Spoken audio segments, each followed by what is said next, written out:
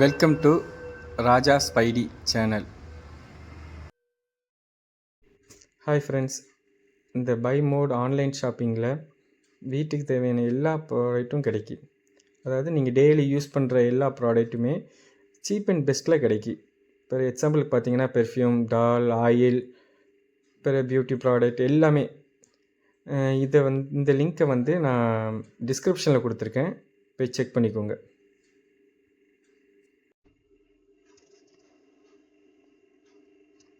This video sponsored by BuyMode.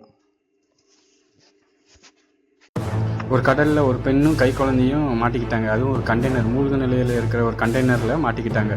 அவர் தன் குழந்தை போட்டு அந்த டைப்பரை எடுத்து போடுறா. அது மீன் அதை சூழ்ந்து நிற்கி. இந்த மீனை பிடிக்கிறதுக்காக மீன்பிடி கருவி ஒன்று உருவாக்குறா. ஆனால் மீன் பிடிப்பது அவ்வளோ ஈஸியாக இல்லை. அதனால் களப்படிஞ்சு படுத்துடுறா.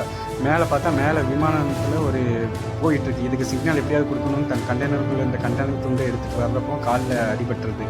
இந்த காயத்தை கூட பொருட்படுத்தாமல் இந்த சிக்னல் கொடுக்காக்கான விளையாட்டுருக்கு. ஆனால் ரொம்ப தூரத்தில் இருக்கனால அந்த சிக்னல் தெரியல. அதனால் தன் கண்டெய்னரில் இருந்த ஆல்கஹாலை எடுத்து தான் மருந்துக்கு கொடுத்துக்கிறா.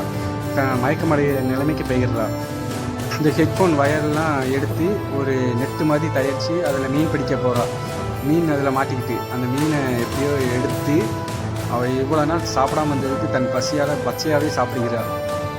அப்படியே ஒவ்வொரு மீன்களாக பிடிக்க ஆரம்பித்து ஒரு கண்டெய்னருக்குள்ளே சேர்த்து வைக்க ஆரம்பித்தாள். அதுக்கப்புறம் ஹெல்ப்னு என்று ஒரு இதில் எழுதி ஒவ்வொரு டப்பாவையும் போட்டு இது தன் கண்டெய்னர்லேருந்து ஒவ்வொரு தூரமாக எரிய ஆரம்பித்தாள். இதை யாராவது பார்த்து காப்பாற்றணும். அது மட்டும் இல்லாமல் கண்டெய்னரில் டெய்லி தண்ணி சேர்ந்துடக்கூடாதுன்னு சொல்லிட்டு ஒரு பைப்பு மூலமாக தண்ணியெல்லாம் வெளியேற்றினா. தன் குழந்தைக்கு எதுவும் ஆயிடக்கூடாதுன்னு கவனமாக இருந்தாள். அப்போ தான் அவள் செல்ஃபோனுக்கு ஒரு டவர் கிடைக்கிது. அவள் புருஷனுக்கு கால் பண்ணுறா. அப்போ தான் ஒரு பேட் நியூஸ் அவளுக்கு தெரியுது, அவள் புருஷன் கொல்லப்பட்டது. இதுக்கு என்ன பண்ணலான்னு தெரியாமல் ரொம்ப துடிச்சிட்டா. ஏன்னா குழந்தையும் இப்படி இருக்க, புருஷனும் செத்து போயிட்டான். இப்போ நம்ம என்ன பண்ணலாம் அப்படின்னு யோசிச்சுருக்கப்போ இந்த குழந்தைக்காக நம்ம வாழ வேண்டும், இந்த குழந்தை எப்படியா காப்பாற்றணும்னு நினைக்கா.